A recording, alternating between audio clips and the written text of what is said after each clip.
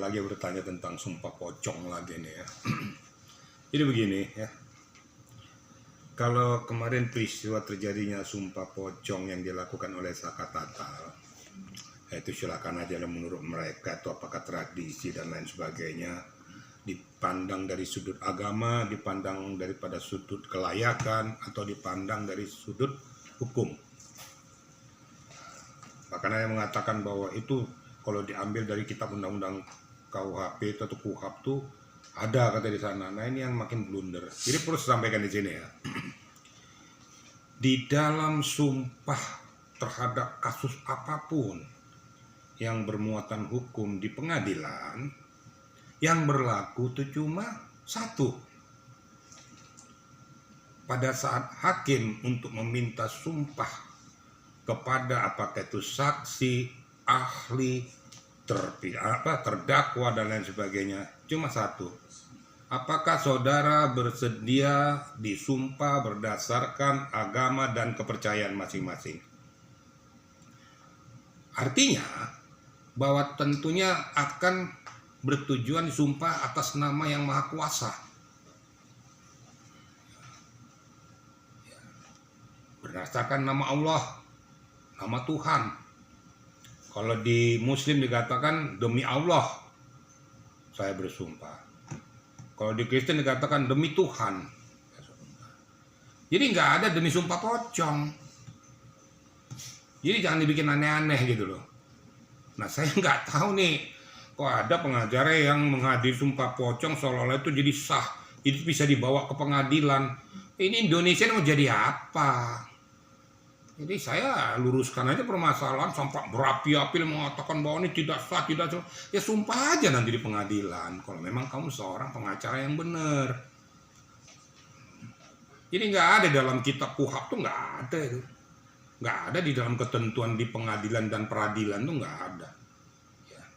Ya perlu saya tambah sekali lagi, itu silakan aja. Mungkin itu tradisi kedaerahan itu saya tidak mau ikut campur tentang masalah itu. Ya, saya harus bisa meluruskan, membedakan, kemudian memilah-milah mana yang berlandaskan aturan hukum, mana yang disahkan secara hukum dan undang-undang, mana hanya sebagai tradisi. Ya. Kalau tradisi dikatakan bahwa di suatu daerah ada berlaku sumpah pocong, nah cuma saya bertanya, dia bersumpah pocong, katanya kita tidak boleh menduakan Allah, kan begitu? Loh sekarang kalau sumpah pocong itu menduakan Allah nggak? Saya bertanya sekarang kepada kita semua, kalau kita memang umat beragama, masa percaya dengan pocong? Kok disumpah pocong yang disumpah?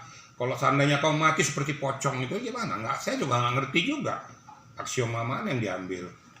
Nah kalau kita memang betul-betul umat yang beriman, umat yang beragama, yang hanya percaya kepada kekuatan daripada yang Maha Kuasa, ya sudahlah itu yang kita anut. Kalau di negara kita itu hanya itu yang berlaku, nggak ada berlaku hal-hal yang lain. Kira-kira gitu, rekan-rekan media. Pak terkait itu Rudiana nggak datang. Yang membela diri itu siapa? Itu Rudiana kalau dia berani bersumpah pocong itu.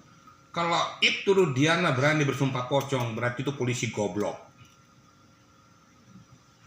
Polisi tolol namanya, saya sampaikan langsung. Mana ada di aturan institusi Polri itu harus ada sumpah pocong? Nggak ada.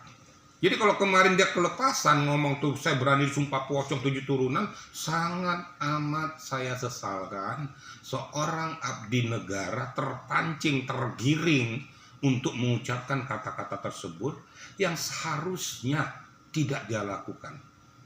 Pada saat dia jadi polisi, tidak ada berdasarkan sumpah pocong, ada sumpah jabatan kita ya, sebagai abdi negara. Berarti sumpah berdasarkan, berlandaskan daripada ketuhanan yang Maha Esa. Cuma itu loh kira-kira. Oh, ketidakhadiran Ibtu Rudiana artinya itu normal-normal saja dengan dia membantah atau memang menyanggah atau seperti apa sih Pak dengan dia tidak hadir? Baik, jadi ketidakhadiran daripada Ibtu Rudiana itu betul dan harus seperti itu. Mungkin dia sudah ditegur oleh pimpinannya dan mengucapkan kata-kata itu yang saya katakan tadi. Alangkah tololnya kamu seorang perwira berani mengucapkan di media sumpah pocong. Mendapatlah teguran dari sisi itu. Kamu melakukan hal-hal yang sangat blunder. Makanya perintah pimpinan nggak boleh. Makanya dia tidak hadir bukan karena takut, bukan. Bukan gara-gara takut dia menghadiri sumpah pocong, enggak. Tapi dia menyadari bahwa sumpah pocong itu ternyata salah berdasarkan keimanan, berdasarkan ketuhanan, berdasarkan undang-undang yang diatur oleh negara Republik Indonesia yang sah. Kira-kira gitu ya. Pak, terkait tanggapan Rasman juga disebut sumpah pocong itu percuma, nggak akan bisa membuktikan Saka Tatal itu nggak bersalah. Betul. Jadi apa yang dikatakan Rasman itu betul.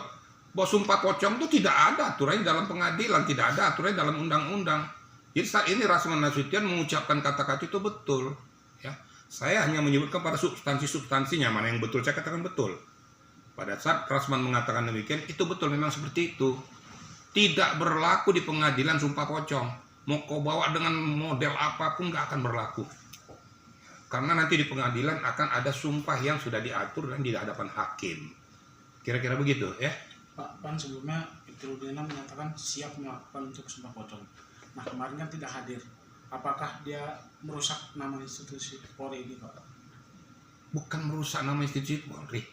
Justru kalau dia hadir merusak. Berarti institusi Polri mengamini pengertian daripada sumpah pocong. Jadi kalau ada Polri atau purnawirawan Polri mengamini atau mengatakan bahwa itu boleh-boleh saja supaya menguatkan bahwa tidak ada aturan lain lagi sehingga dia berani sumpah pocong, itu ya mohon maaf aja polisi yang nggak punya aturan undang-undang itu. Entah siapa pun polisinya itu, entah siapa purnawirawan saya nggak tahu juga tuh. Tapi udah salah, dia sudah blunder ngikuti aturan giringan daripada media itu. Nah, kalau Ibtu Rudiana mengatakan tuh tadinya dia siap untuk sumpah pocong, saya udah katakan tadi dia tolol. Goblok saya katakan goblok aja. Kalau seorang perwira kok berani kayak gitu? Kenapa terpancing? Kenapa tergiring? Walaupun itu betul anak dia, tapi jangan tergiring. Tapi pada saat dia hadir, saat dia tidak hadir, itu berarti dia sudah menyadari kelemahan dan kesalahan dia. Jadi bukan merusak institusi Polri, justru menjaga marwah Polri. Karena Polri tidak pernah mengaturkan istilah sumpah pocong.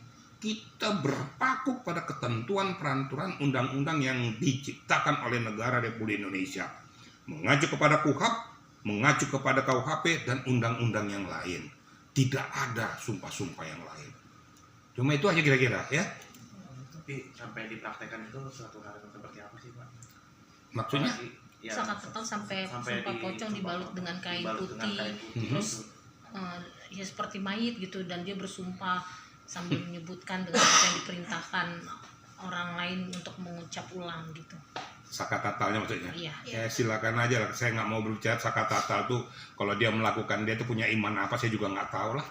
Tapi tidak berlaku di Republik Indonesia.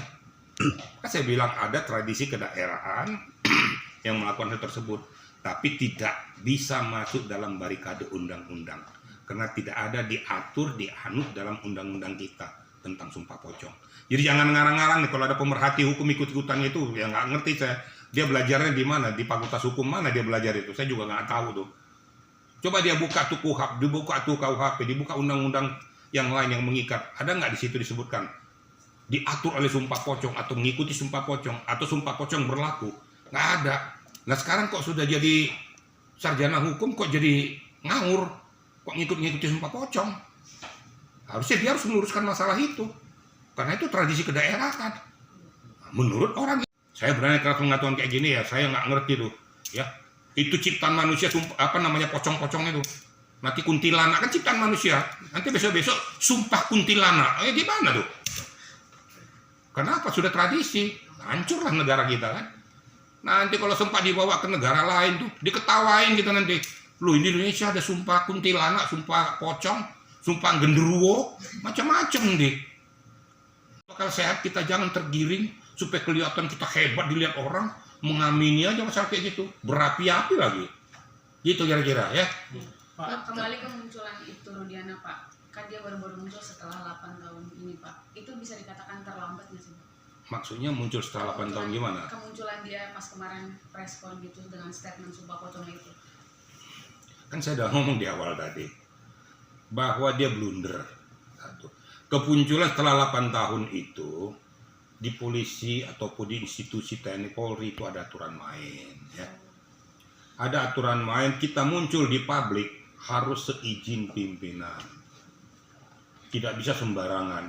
Kalau dia mau menyuarakan suatu pendapat atau gambaran atau suara hati, ada humas. Kecuali kalau muncul kemarin sudah ada izin daripada pimpinan Polri, apakah di satuan terbawah sampai ke tingkat atas tingkat Kapolri mengatakan silakan kau muncul, tapi ikuti aturan main. Itu mungkin diperbolehkan. Sepanjang tidak ada izin, dia telah melanggar etika prosedur daripada Polri. Dia kena di kode etik. Kenapa? Kita punya kode etik tersendiri.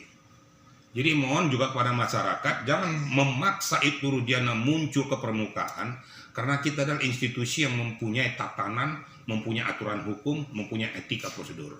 Jadi nggak bisa sembarangan. Bukan berarti dia takut, bukan. Kecuali kalau kemarin dia sudah izin, ya. Saya kan berkali-kali bilang, seizin pimpinan Polri, baik dari satuan terbawah maupun ke atas. Kalau mau menyuarakan pendapat, dia seharusnya melalui Humas Polri. Kan ada Humas Polri kita. Kalau dia mau melakukan suatu istilahnya pembelaan diri terhadap apa yang dia hadapi atau orang lain, dia ada divisi hukum, bidang hukum yang ada di tingkat Mabes maupun tingkat Polda. Ke situ disalurkan. Tapi kalau ada pun pengacara umum yang ikut di dalamnya, itu diperbolehkan sepanjang seizin daripada institusi Polri. Itu dinamakan substitusi. Ya. Ini harus saya jelaskan kepada rekan-rekan. Dan rekan-rekan biar media ataupun biar netizen ataupun masyarakat tahu. Ini loh tatanan yang benar tuh. Nah, siapapun Polri yang ada di situ, tolong jelaskan nih kepada masyarakat. Ya. Jangan masyarakat jadi berpikir bahwa kita mempunyai kadar yang sama di dalam memberikan suatu pandangan, pendapat, ataupun pembelaan hukum. Sedikit susah, nanti tiba-tiba kalau tidak dipercaya muncul sumpah tuyul. Pada prinsipnya ketika saya katakan kalau tidak salah sudah mengajukan upaya hukum PK terhadap perkara yang menjerat di tahun 2016. Kita harus tunggu juga apa hasil PK-nya. Setahu saya juga kemarin di proses PK diperiksa saksi-saksi dan sebagainya. Mungkin kalau pengadilan itu mengenal sumpah pocong, mungkin di PK itu juga akan keluar sumpah pocong, tapi kan tidak. Artinya begini, tidak perlu